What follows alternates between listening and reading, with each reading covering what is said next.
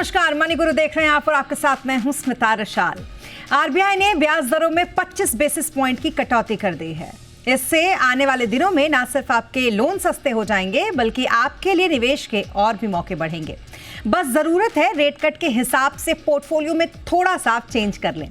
इसलिए आज के हमारे शो में हम आपको बताएंगे रेट कट के बाद क्या हो निवेश की नई स्ट्रैटेजी, डेट फंड में कहां बनेंगे निवेश के मौके, इक्विटी में अब कौन से सेक्टर होंगे ज्यादा चमकदार और कहां मिलेंगे एफडी से बेहतर रिटर्न। इन तमाम सवालों का जवाब आज मिलेगा आपको इस शो में। हमारे साथ है ऑप्टिमा मनी के एमडी पंकज मठपाल, साथ ही कंप्लीट सर्किट मिल के सीईओ क्षितिज महाजन। आप दोनों का बहुत स्वागत है हमारे साथ इस शो पर जुड़ने के लिए। क्षितिज आपका भी और पंकज जी आपका भी।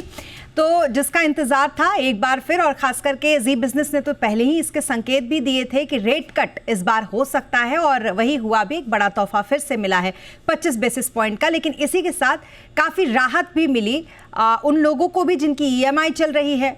लेकिन अब ये समझना ज़रूरी है कि जब रेट कट हो गया तो हम जो अपना निवेश एग्जिस्टिंग अभी है या फिर नया करना चाहते हैं तो कैसे इसको चेंज कर सकते हैं। और बहुत सारे लोग मुझे लगता है कि ये अब समझना चाहेंगे रेट कट का सीधा फायदा पोर्टफोलियो में कैसे आएगा इस चीज़ को। तो सबसे पहले तो ये बताइए पंकज जी कि रेट कट का ये तोहफा, क्या आपको उम्मीद थी कि इस बार ये होगा? आप थे आश्वस्त इसके लिए, और कैसा असर रहेगा इसका? स्मिता जी नमस्कार, क्षितिज जी नमस्कार। देखिए, आपने पूछा कि क्या उम्मीद थी, तो बिल्कुल उम्मीद थी। उसकी वजह ये थी कि इन्फ्लेशन जो है वो बिल्कुल कंट्रोल में है, और जिस तरह के सिचुएशन थी उसको देख के लग रहा था, मैं कहूंगा कि 50 बेसिस पॉइंट का गुंजाइश थी। तो मालूम था कि एक बार में नहीं पर 2 बार में। तो इसके लिए जितना समझ में आता है उसके अनुसार डेफिनेटली ये एक्सपेक्टेशन थी। हो सकता है कि इस बार नहीं करते तो अगली मॉनेटरी पॉलिसी में करते, लेकिन रेट घटाने का स्कोप तो बिल्कुल था यहाँ पर। अब ये है कि हो गया है, तो ये बहुत ही अच्छी बात है, क्योंकि चाहे हम बात करें निवेश की या फिर जो पैसा बच रहा है, बिकॉज किसी की भी बात कर लीजिए, अक्सर होम लोन या कार लोन इत्यादि अक्सर किसी के भी बास्केट में होते हैं। तो ऐसे में यदि आपका पैसा बच रहा है या फिर आप लोन लेने के प्लान कर रहे थे और आगे लोन लेंगे, ईएमआई कम होगी, तो ऐसे समझ के चलिए, तो डेफिनेटली आपके हाथ में पैसा और बचने वाला है। मेरे हिसाब से ये साल बहुत ही अच्छा रहा है, जहां पे जीएसटी कट की वजह से पैसा बचा, इनकम टैक्स की दरें घटी जिसकी वजह से पैसा बचा, और साथ में सिर्फ एक 0.25% की बात नहीं बल्कि पूरे साल की बात करें तो 1.25%, 1.25% रेट कम हो गया है पीक से। तो इसलिए काफी बचत अभी लोगों के हाथ में हो रही है। बचत तो लोगों के हाथों में हो रही है और इसीलिए लोग इतने खुश भी हैं। अब उस बचत को लगाए कहाँ, इसका हर किसी को इंतजार है कि कोई ऐसी सलाह दे कि उस बचत को एक अच्छी जगह पर इन्वेस्ट भी कर दें। आपसे मैं जानना चाहूंगी क्षितिज, क्योंकि रेट कट जब भी होता है सबसे पहला जो अगर निवेश के पॉइंट ऑफ व्यू से बात करें तो नजर जाती है इस पर एफडी पर, और लोगों को ये लगता है कि अब तो इंटरेस्ट रेट वहां भी कम हो जाएंगे। ऐसे में रेपो रेट में जब कटौती हो तो एफडी के निवेशकों को क्या करना चाहिए, और दूसरा ये कि रेपो रेट का फायदा आखिरकार कैसे मिलेगा?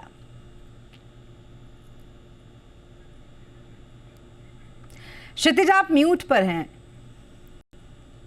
सॉरी, नमस्ते स्मिता, नमस्ते पंकज जी। आई थिंक बहुत ही पॉजिटिव न्यूज है, एंड पंकज जी ने बहुत अच्छे से सरलता से बताया कि क्यों एक्सपेक्टेड था।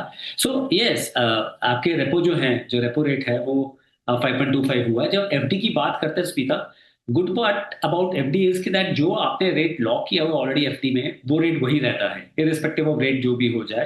क्योंकि आपने अगर 6%, 6.5% जो भी रेट है आपका, तो एफडी में रेट वही रहता है। जब आपकी एफडी रिन्यू होती है तब वो नए रेट के हिसाब से एडजस्ट होती है। तो आई थिंक उसमें अभी जहां रिन्यूअल्स आने वाले हैं वहां पे इस समय सोचने का विषय है कि वहां क्या किया जाए। नहीं तो अगर लंबे तक कोई एफडी आपकी ऑलरेडी ब्लॉक्ड है, वहां कुछ करने की आवश्यकता नहीं है। इसका बेनिफिट क्या होता है, तो वो जितने भी इंटरेस्ट हैं आपके, चाहे वो होम लोन है, पर्सनल लोन है, कार लोन है, वो रेट आपके एडजस्ट होते हैं।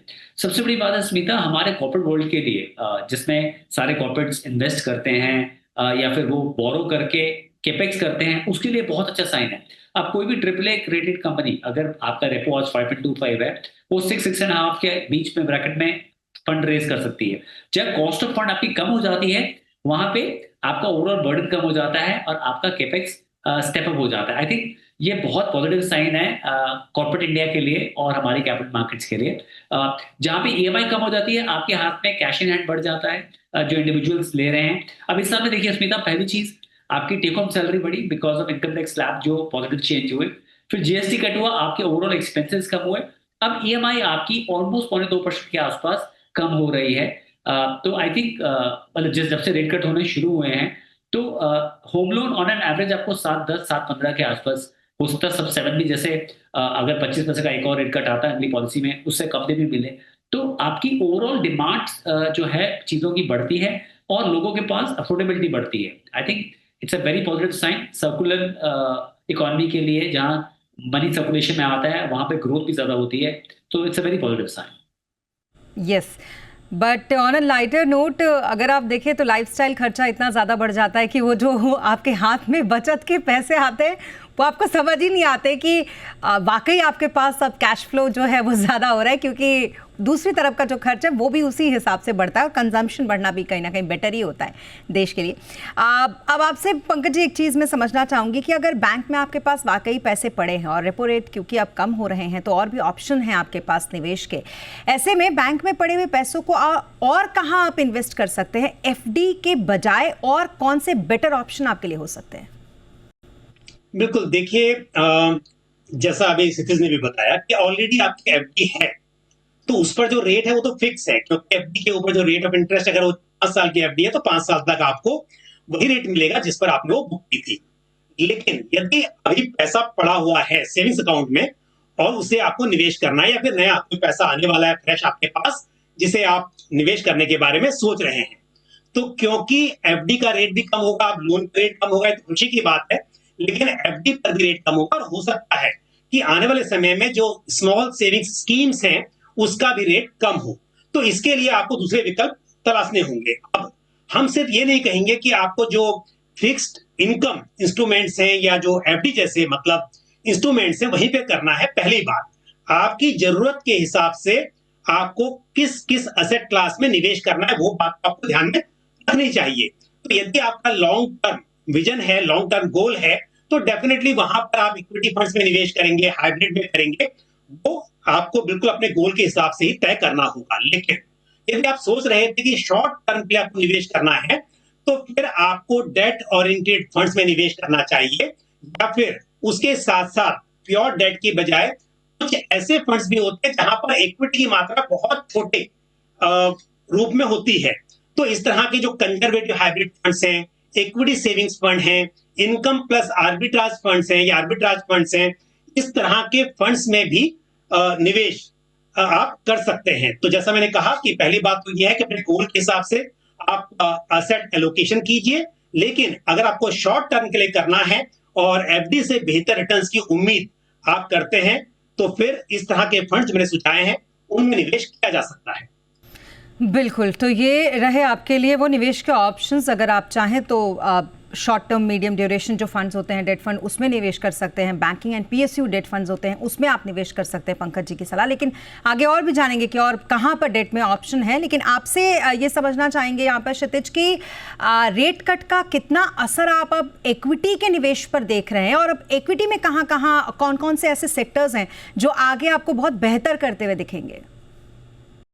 स्मिता, देखिए बैंकिंग एंड फाइनेंशियल जो है ना पिछले 6 साल से अंडर परफॉर्म कर रहा है निफ्टी को, एंड ये जो रेट कट का साइकिल ऑलमोस्ट प्ले आउट हो रहा है। I think banking and financial for sure अच्छा करेंगे यहाँ से, बिकॉज ओवरऑल इकोसिस्टम आपका बढ़ता है, ज़्यादा लोग लोन लेते हैं, मार्जिन्स बैंक के ज़्यादा बनते हैं, तो पूरा का पूरा आपका इकोसिस्टम चलता है आगे।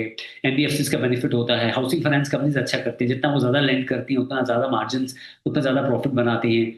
तो ये इसका पूरा बेनिफिट आपका इस पे आएगा। जैसे आपने बोला कैश इन हैंड अगर ज़्यादा आ रहा है या पैसे सेव हो रहे हैं तो या वो वापस खर्चे में जा रहा है या लोगों की लाइफस्टाइल ऐसे है, पर कुछ लोग उसमें सेव भी करते हैं, तो उसका बेनिफिट म्यूचुअल फंड हाउसेस को, ब्रोकिंग कंपनीज को, मीडिएटर्स को, बहुत कंपनीज को होता है।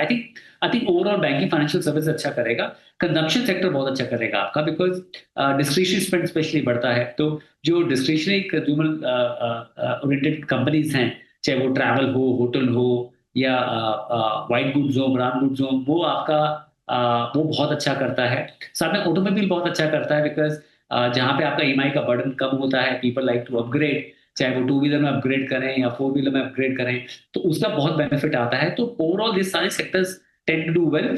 पर मैंने जैसे लास्ट क्वेश्चन पे आपको बताया, केपेक्स साइकिल बेटर होता है तो industrial overall sectors start doing well, जहाँ पे they were waiting for low interest rate ताकि उनके ऊपर बर्डन कम आए। तो आपका केपेक्स होने के कारण ओवरऑल इकोनॉमी बहुत अच्छा करता है। आई थिंक अगर ये थोड़ा सा लंबा चल पड़ा कम रेट का जो रैली है, तो it will be very good for overall economy.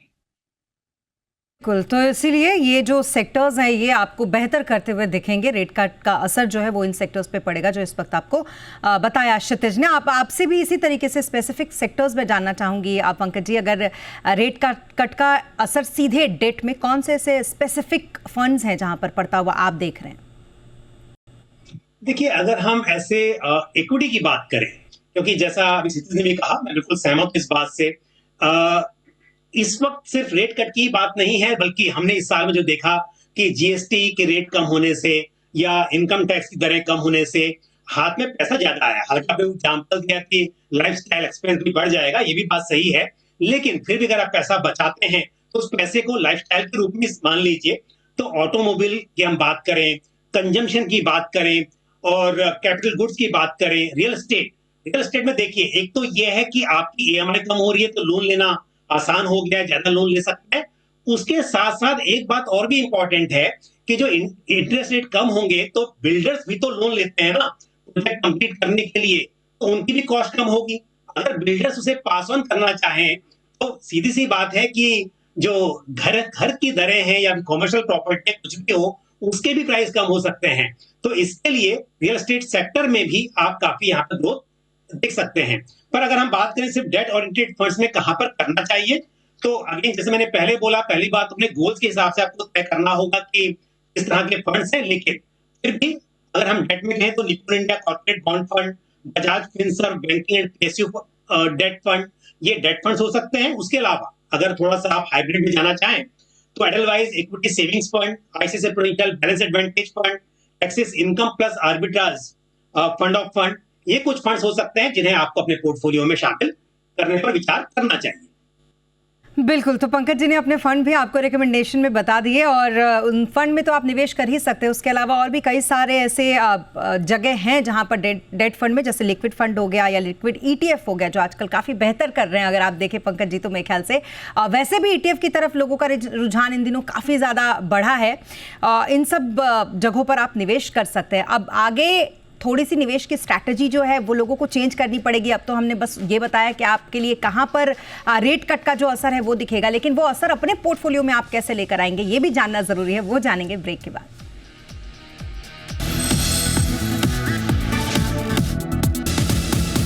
और ब्रेक के बाद एक बार फिर आपका स्वागत है। आरबीआई की ब्याज दरों में कटौती के बाद आपके लिए कहां है बेस्ट निवेश के मौके, यही जानने की कर रहे हैं हम कोशिश। हमारे साथ क्षितिज महाजन और पंकज मठपाल इस वक्त मौजूद हैं। क्षितिज, अब इस रेट कट का फायदा आपके पोर्टफोलियो तक कैसे पहुंचे, इसके लिए किस तरीके से इन्वेस्टमेंट स्ट्रैटेजी जो है अपनी चेंज करनी चाहिए अभी के टाइम पे, बताइएगा। स्मिता, बेसिकली आपको अपने एसेट लोकेशन पे बने रहना है। कोई भी इवेंट बेस पे अपना एसेट लोकेशन चेंज मत कीजिए, बिकॉज कोई भी इवेंट आता है, न्यूज आती है, दैट डजंट मीन कि हमें ऐड करना जरूरी है।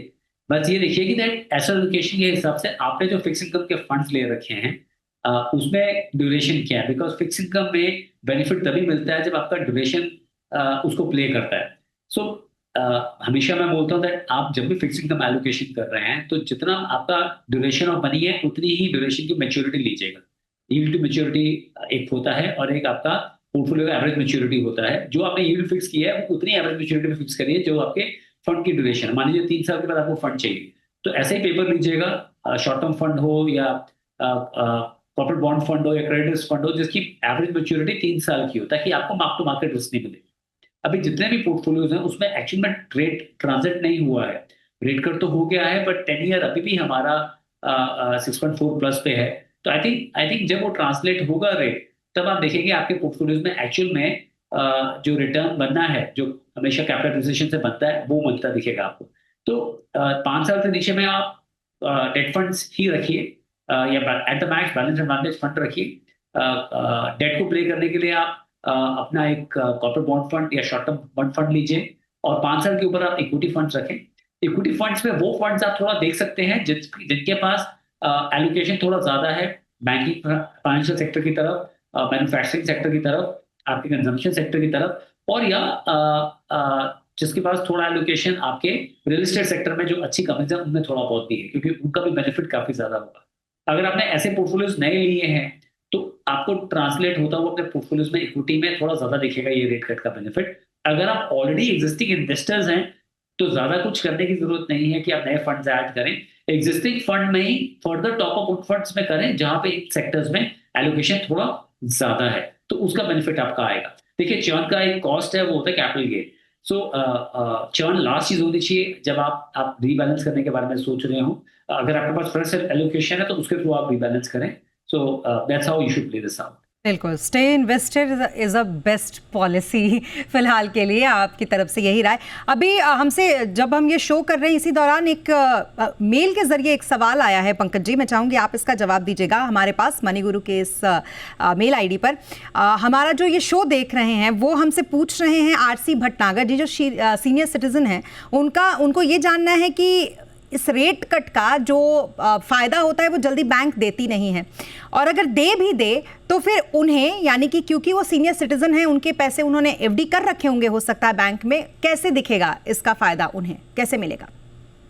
नहीं, देखिए एफडी में मैंने शुरुआत में भी कहा कि एफडी पर आपका जो रेट होता है लॉक हो जाता है। अगर आपने 5 साल की एफडी की है, 2 साल की एफडी की है, तो जो रेट पर आपने एफडी की थी आपका रेट वही रहेगा, आपका रेट कम नहीं होगा। यदि रेट बढ़ा भी होता तो भी नहीं बढ़ता था, यहाँ तो कम हुए हैं, तो एफडी में तो आपको खुशी होगी कि आपका रेट लॉक है, वो कम नहीं हो रहा है।